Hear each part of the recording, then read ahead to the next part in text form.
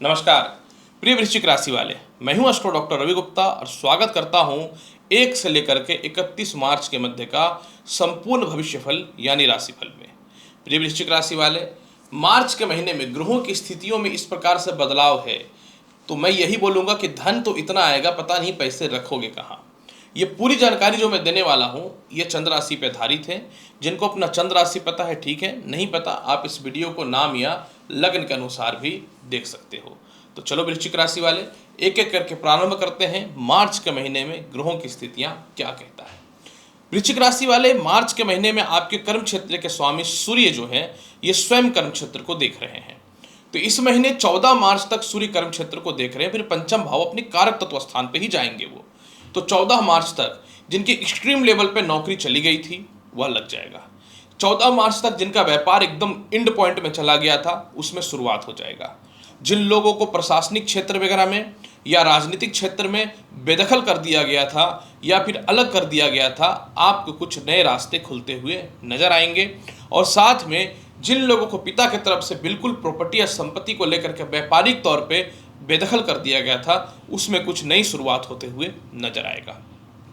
14 मार्च के बाद सूर्य पंचम भाव पे आ जाएंगे। तो जो लोगों को लॉटरी सट्टा शेयर मार्केट में काफ़ी नुकसान का सामना करना पड़ रहा है वह ठीक हो जाएगा। आपका कोई जॉब है या इंटरव्यू है तो आपका ज्वाइनिंग लेटर मिलना तय है, मतलब आप क्वालिफाई कर जाओगे। और आय भाव को जैसे ही देखेगा सूर्य, राहु, बुध, तो जिन लोगों का विदेशों से एक्सपोर्ट इंपोर्ट का काम चल रहा है उनके लिए भी सफलता के रास्ते विशेष तौर पे इस महीने खुल रहे हैं। दूसरी महत्वपूर्ण बात, 23 तारीख को शुक्र उदय हो जाएगा और यह पंचम भाव में है। तो जो लोगों को नौकरी व्यवसाय में बड़ा बदलाव करना है, कोई ढंग के अचीवमेंट नहीं मिल रहे थे, वह भी मिलना प्रारंभ हो जाएगा। कब से? आपके जीवन में 23 मार्च से।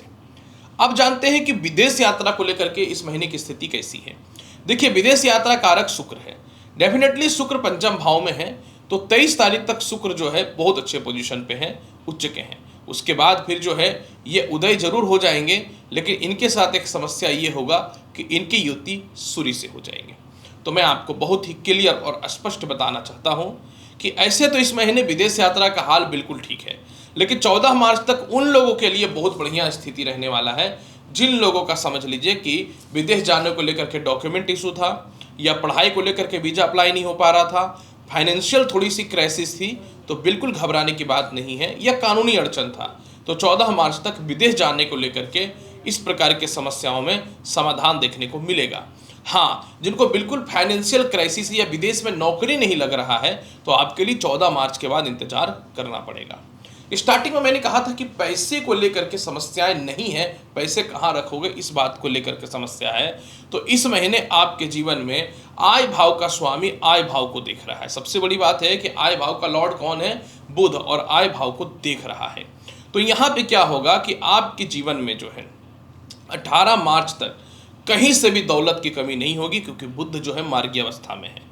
तो 18 मार्च तक आपको चारों तरफ से धन की प्राप्ति के विशेष योग खुलेंगे। आपका भाइयों के पास पैसा फंसा हुआ है, ससुराल पक्ष के पास पैसा फंसा हुआ है, किसी प्रकार के लव लाइफ को लेके, व्यापार को लेकर के, जॉब में लेकर के, या कहीं भी आपके पैसे फंड फंसे हुए हैं तो वह निकल जाएंगे। 14 मार्च के बाद जिन लोगों को व्यापार के लिए इन्वेस्टर चाहिए, जिन लोगों को समझ लो कि विदेशों से एक्सपोर्ट इंपोर्ट को लेकर के पैसा चाहिए या फंसे हुए थे, तो वह भी निकल जाएगा। मतलब आपके इस महीने पैसे की कोई कमी नहीं है। हाँ, 18 मार्च के बाद बुध जब वक्र तत्व अवस्था में आएंगे तब थोड़ा सा इन्वेस्टमेंट को लेकर के इस महीने आपको थोड़ा सावधान होना चाहिए। कुछ गलत इन्वेस्टमेंट या परिवार के लोगों के द्वारा ही पैसे का खर्च कराया जा सकता है, इस पे थोड़ा फोकस करना पड़ेगा, आपको ध्यान देना पड़ेगा। इसके अलावा चलिए जानते हैं कि कैसा रहेगा आपके इस महीने जो है दाम्पत्य जीवन का हाल। प्रिय वृश्चिक राशि वाले, दाम्पत्य जीवन स्थान में और कोई नहीं, स्वयं देव गुरु बृहस्पति बैठे हुए हैं। यहाँ पे एक सबसे बड़ा प्लस पॉइंट है कि बृहस्पति जो है वो शुक्र की राशि में है और शुक्र 23 तारीख तक अस्त है, 23 तारीख से ये उदय हो जाएगा। तो यहाँ पे एक क्लियर बता दूं कि जिनका लव लाइफ बिल्कुल चौपट हुआ पड़ा था, यानी जिनको लव लाइफ को लेकर के विवाह करना था, लव मैरिज करना था, आप लोगों के लिए तो 14 मार्च तक स्थितियां ठीक हैं, लेकिन 14 मार्च के बाद जैसे ही सूर्य पंचम भाव में जाएंगे आपके लव मैरिज के चांस बनने चालू हो जाएंगे। पति पत्नी के मध्य में इमोशनल अटैचमेंट जो खत्म हो चुका था वह ठीक होना चालू हो जाएगा। और इसके अलावा जो है किसी कारण से सेपरेशन या मतभेदता थी तो वह ठीक होना चालू हो जाएगा।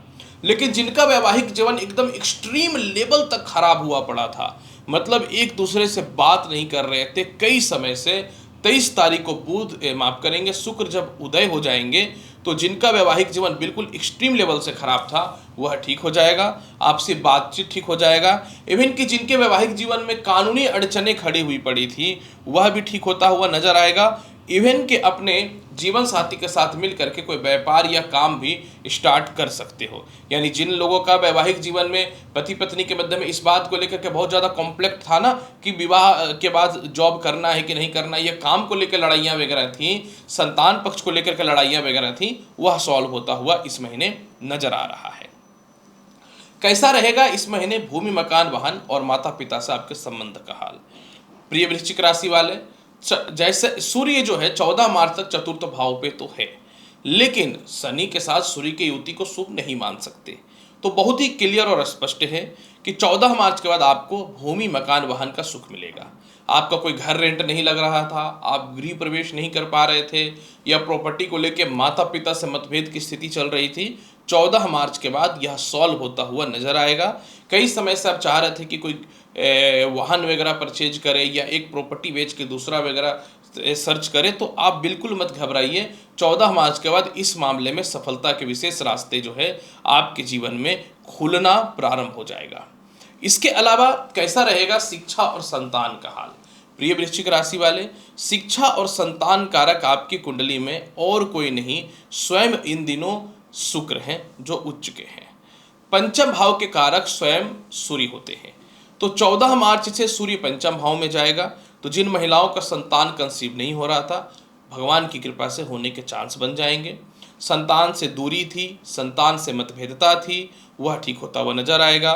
इन दिनों आप अपने थोड़े से पर्सनल लाइफ को लेकर के, थोड़ी फाइनेंशियल अनस्टेबिलिटी को लेकर के, या फिर ये कह सकता हूँ कि थोड़े पारिवारिक लड़ाई के चक्कर में जो है आप अपने शिक्षा पे कॉन्सेंट्रेट नहीं कर पा रहे थे। कुछ हद तक आपके स्वास्थ्य भी इस मामले में बहुत ज़्यादा जो है जिम्मेवार तो है। तो बिल्कुल मत घबराइए, 14 मार्च को सूर्य पंचम भाव पे जाएंगे। जैसे ही पंचम भाव पे जाएंगे आपको शिक्षा में बढ़ोतरी हो जाएगा, विदेश में एडमिशन्स के चांसेस बनेंगे, फाइनेंशियल क्राइसिस भी खत्म होगा, और संतान के भविष्य को लेकर जो मन में चिंता है वह भी ठीक होता हुआ नजर आएगा। कैसा रहेगा इस महीने आपके जीवन में स्वास्थ्य का हाल? क्लियर है कि जब तक बुध नीच के रहेंगे, यानी 18 मार्च तक, हालांकि इसके बाद ये वक्री होंगे तो नीच का प्रभाव खत्म होगा, तब तक थोड़ा टॉन्सिल की समस्या और पेट की समस्या और नसों का खिंचाव देखने को मिलेगा। केस मुकदमा का हाल कैसा है? क्लियर है और स्पष्ट है कि 23 तारीख को शुक्र जो है ये उदय हो जाएंगे।